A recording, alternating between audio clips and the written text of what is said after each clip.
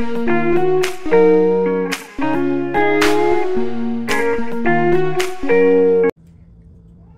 ayun nga.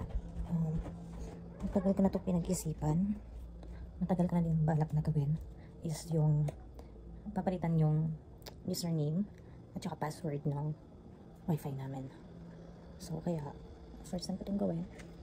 And sana tama yung gagawin ko.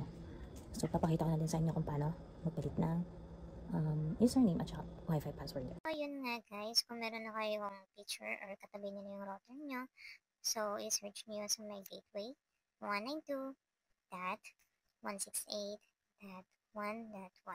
So, yan yung ano ko kasi naka-PLDT kami. Ewan ko lang kung sa iba, same lang din. So, click nyo yung sa unahan, tapos ayan, i-click lang din. Tapos, click na yung show details and then click this website.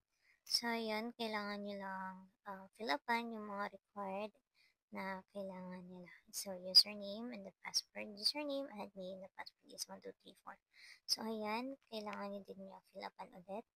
So, ayan, yung nasa likod lang po yung mga details. So, double check lang din and tingnan nyo mabuti yung mga pinagsusulat nyo din.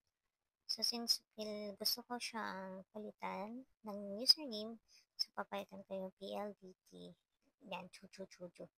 So, ayan, KKK yung pinalit ko. And then, nag-input lang ako ng password. So, ganyan lang kadali guys. Tapos, apply lang. Click nyo lang yung apply. Tapos, magre-login ulit kayo dun sa wifi nyo. So, punta kayo sa wifi nyo. Tapos, ilagay nyo ulit yung password na bagong palit nyo.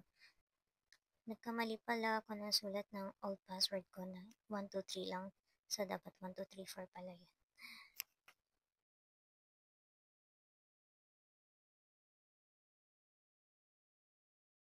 Ayan na nga, nasetup na natin yung password natin ng username. Punta tayo sa wifi natin and then i-input lang natin ulit yung bagong password na ginawa natin kanina. So, ayan, nag-internet connection lang siya. Tapos, i-on off nyo lang po siya. So, ganun lang po siya kadali guys pala. Sa first time ko lang din. And I know na